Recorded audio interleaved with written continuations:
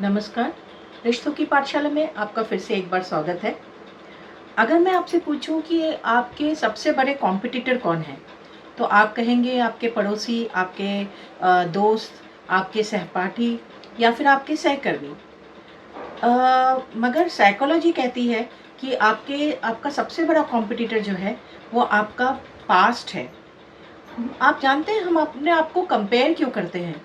हम अपने आप को कंपेयर करते हैं दूसरों से अच्छा दिखने के लिए, अच्छा बनने के लिए। तो हम कभी पड़ोसी से कंपेयर करते हैं, कभी हम अपने सहपाठी से कंपेयर करते हैं और इसी तरह से हम अपने आप को कंपेयर करते चले जाते हैं बिना ये सोचे कि सामने वाला इंसान वाक़ई में कॉम्पिटिशन के या कॉम्पिटिटर है या नहीं। इसके पीछे जो साइकोलॉजी है, वो ये है कि हमारा दिमाग खुद को समझने से मतलब समझने के लिए दूसरों से तुलना करता है। लेकिन अगर ये आदत बन जाए, तो आप जानते हैं आपका जो कॉन्फिडेंस है, वो दिन पर दिन कम होता चला जाएगा। क्योंकि आप अपनी सोच तो रखते ही नहीं हैं। आप दूसरों को समझ के, दूसरों को देख के अपने आप को कंपेयर करने लगते हैं और जिस वजह से आप अपने खुद की सोच नहीं लगाते। आप बस बाहर वालों को देख के कॉम्पिटिशन करने लगते हैं और इसका नतीजा ये होता है कि आपका कॉन्फिडेंस लेवल जो है वो धीरे-धीरे कम हो जाता है। अगर आपको कंपटीशन करना है, तो आप रोज़ अपने आप से कंपेयर कीजिए। 1% जो आप हैं, उससे 1% अपने आप को बढ़ाइए, ठीक है? दूसरों से जीत कर खुशी जो होती है ना, कुछ समय की होती है, मगर खुद से जीत कर जो हमें खुशी मिलती है, वो हमें बढ़ावा देती है।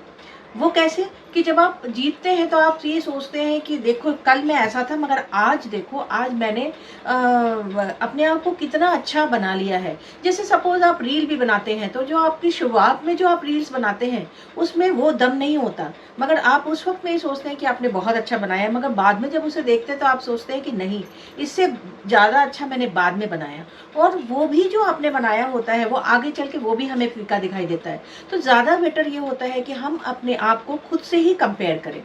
आपको जो प्रैक्टिकली मैं आपको टिप्स देना चाहूँगी इसके बारे में कि कल से बेहतर बनाने का एक लक्ष्य तय करें।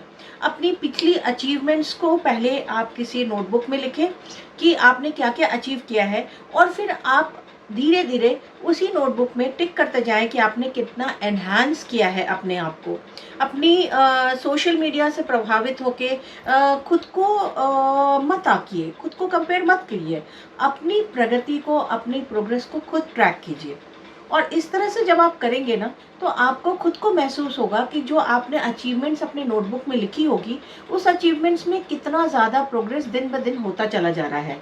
और इस तरह से आप अपने आप को और बेहतर बनाते चले जाएँगे। जब आप खुद से मुकाबला करना सीख जाएँगे ना, तब दुनिया से जीतना ज़रूरी नहीं रह जाएगा आपके लिए। क्योंकि असली जीत जो होती है ना, वो हमें पुराने वर्ज़न को पीछे छोड़ने के लिए होती है।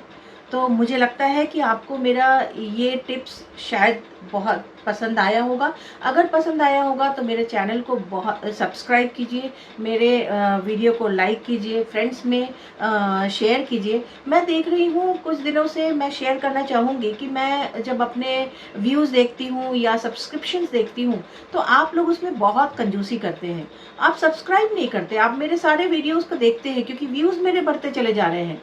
आप लाइक नहीं करते। तो मैं आपसे यही निवेदन करूँगी कि प्लीज़ अगर आपको मेरा वीडियो पसंद आता है तो आप मेरे वीडियो को प्लीज़ लाइक कीजिए और अपने दोस्तों में, अपने रिश्तेदारों में, अपने पड़ोसियों के साथ प्लीज़ शेयर कीजिए। और इस चैनल को अगर आप सचमुच में पसंद करते हैं तो इसे बढ़ावा देने के लिए आपको सब्सक्राइब ज़रूर करना पड़ेगा।